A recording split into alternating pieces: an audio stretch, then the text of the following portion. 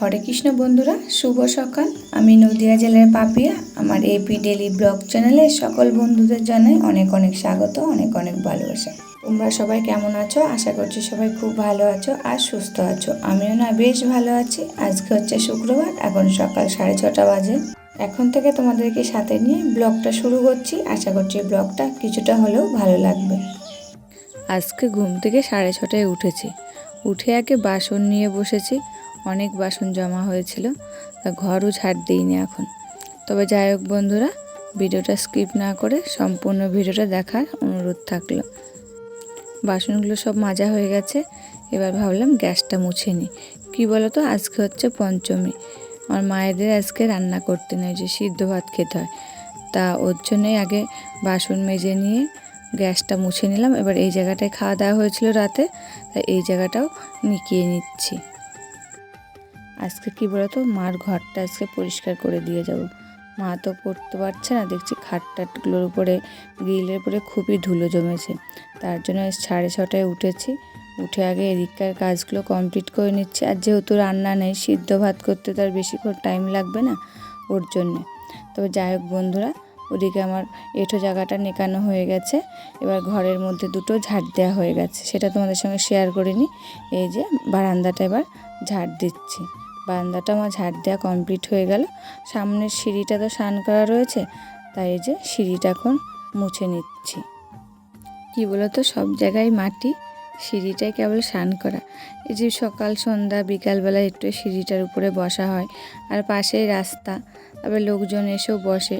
সিঁড়িটা পাকা হয়েছে বলে না, ভালো হয়েছে। আর এই যে বৃষ্টি হলে আমাদের উঠোনটায় জল জমে যায়, তখন তো এই যে সিঁড়িগুলো উঁচু করে করা হয়েছে বলে জলটা আসতে পারে না। আর যদি মাটির সিঁড়ি থাকতো না, তাহলে কিন্তু ভেঙে যেত বারবার, তাই সিঁড়িটা পাকা করে নিয়েছে। তবে যাই হোক বন্ধুরা, সিঁড়িটা আমার মোছা হয়ে গেছে। তারপরে এই যে উঠোনটা ঝাড় দিতে এসেছি। আর দেখেছো উঠোনটার কেমন ছ্যাদলা পড়েছে, ওই যে জল জমেছিল বললাম না, ওর জন্য উঠোনটার মধ্যে ছ্যাদলা পড়েছে। উঠোনটা ঝাড় দিয়ে গা ধুয়ে এই যে ঘরে চলে এসেছি। চা বানানো হয়ে গেল। আমি আর মা চা দিয়ে রুটি দিয়ে খেয়ে নিলাম, আর বাবা গেছে মাঠে। তারপরে খানিকটা বসে এই যে সিদ্ধ ভাত বসিয়ে দিয়েছি। আলু সিদ্ধ, পেঁপে সিদ্ধ আর ডাল সিদ্ধ।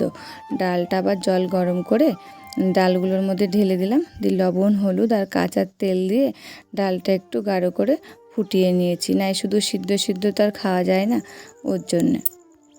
এবার মাকে খেতে দেবো বলে আলু সিদ্ধ আর পেঁপে সিদ্ধটা মাখাচ্ছি। ওইদিকে ডালটা আমার হয়ে গেছে, তারই মাঝখানে জলওয়ালা দাদা এসেছে, তাই আবার 2 ঢপ জল নিয়ে নিলাম। তাই জলওয়ালা দাদা ওই বড় ঢপটা ঘরে এনে দিচ্ছে, আর ছোটো ঢপটা আমি নিয়ে আসলাম। সকালের খাওয়া, থালা বাসন মাজা, এঁঠো জায়গাটা মোছা সব কিছুই হয়ে গেছে। আর এই যে ঘরটা এবার পরিষ্কার করতে শুরু করে দিয়েছি। এই যে ঘরের খাটটা আগে মুছে নিচ্ছি, কী ধুলো হয়েছে, যেহেতু মা মুছতে পারছে না বলে। তারপরে যে খাটের সঙ্গে একটা জানলা আছে, মানে পিছনে, সেটাকেও ভালো করে এবার মুছে নিচ্ছি। তবে যাই হোক বন্ধুরা, ভিডিওর এই পর্যায়ে এসে আমার প্রিয় বন্ধুদের কাছে ছোট্ট একটা রিকোয়েস্ট করে যাই। আমি একজন সাধারণ হাউসওয়াইফ, আমার কাজবাজগুলো অতি সাধারণ, তাই ছোট্ট একটা ভিডিওর মাধ্যমে তুলে ধরি। ভিডিওটি ভালো লাগলে একটা লাইক করো। তোমাদের একটা লাইকে পরবর্তী ভিডিও বানাতে আমাকে মোটিভেট করে। আর ভিডিওর কোনো অংশ ভালো লাগলে একটা কমেন্ট করে জানিও, আর শেয়ার করো, আর সাবস্ক্রাইব করে আমার পাশে থেকো। এইদিকে আমার খাটটা মোছা হয়ে গেল, গ্রিলটা মোছা হয়ে গেল, জানলাটা মোছা হয়ে গেল। তারপরে এই যে পালিশ খাতাগুলো তো খাটের উপরে রাখে, সেইগুলো ভালো করে গুছিয়ে দিয়ে একটা চাদর দিয়ে ঢাকা দিয়ে রাখলাম। তারপরে বিছানার উপরে পাটিটা পাতাই থাকে, যেহেতু মা একা থাকে, তোর বাবা থাকে ঘরে, খুব একটা থাকে না, তাই পাটি বেঁধে রাখে সবসময়, তাহলে চাদরটা বেশ পরিষ্কার থাকে। এই পাটিটাকেও ভালো করে ঝেড়ে দিলাম।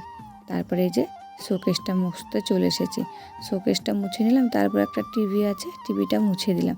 টিভিটা কিন্তু চলে না, কেবিল লাইন নেওয়া নেই বলে। তারপরে টিভির নিচের থাকটা, সাবান, তারপরে ক্রিম টিম রেখেছে চিরুনি, সেটা মুছে দিলাম। আর শোকেসের ভিতরে এগুলো সব কিছু সরাইনি, সামনের কিছু পুতুল আছে মাটির, সেইগুলো সরিয়ে ভালো করে মুছিয়ে আবার জায়গায় রেখে দিয়েছি। আর এই যে ঘরের ভিতরে একটা টেবিল আছে, টেবিলের পরে কিছু জিনিস রাখে, সেইগুলো আবার গুছিয়ে রাখলাম। আর এই সাইডের ক্রিমগুলো তো আমার, ক্রিমগুলো বন্ধুরা নিয়ে এসেছি, কিন্তু মাখার হচ্ছে না, টাইমই পাচ্ছি না মাখার। তো যাই হোক বন্ধুরা, এই যে টেবিলটা গোছানো হয়ে গেছে, তারপরে ঘরের দরজাটা ভালো করে মুছে দিলাম। আর এই যে এবার বারান্দায় চলে এসেছি।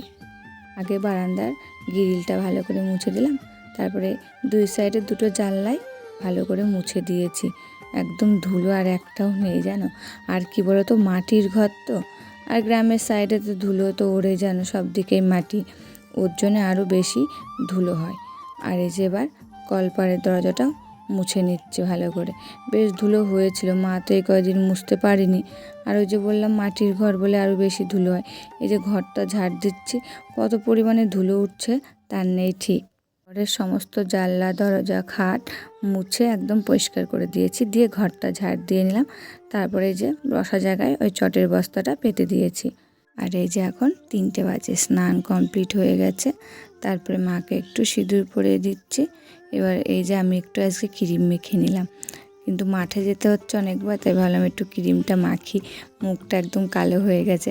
তবে যাই হোক বন্ধুরা, ক্রিম মেখে এই যে সিঁদুর পরা হয়ে গেছে, মাকে খাইয়ে দিয়েছি। এবার আমিও খেয়ে নিচ্ছি, যেহেতু আজকে সিদ্ধ ভাত তোমাদের তো বললামই, ওই যে আজ পঞ্চমী, ওর জন্য সিদ্ধ ভাত খেতে হয়েছে। তো আবার বিকেলবেলায় গেছিলাম পাশের বাড়ি এক মনসা পুজো হচ্ছে, সেখানে পয়সা দিতে। তা সেটাও তোমাদের সঙ্গে শেয়ার করলাম, যে ঠাকুর নিয়ে আসছে, সেই সময় আমরা ঢুকেছি। তো যাই হোক বন্ধুরা, বাড়ি এসেছি, সন্ধ্যা লেগে গেছে, যে সন্ধ্যা দেখাচ্ছি। এরই মাঝে কারেন্ট নেই কটার থেকে জানো, একদম পুরো 12:30টার থেকে। যখন আমি ঘর পরিষ্কার করছিলাম তখন থেকে এখানে কারেন্ট নেই, প্রায় হচ্ছে 8টা নাগাদ কারেন্ট এসেছে, তার জন্য কোনো ভিডিও শ্যুট করতে পারিনি। যাই হোক বন্ধুরা, ভিডিওটা আজকে এখানে শেষ করছি।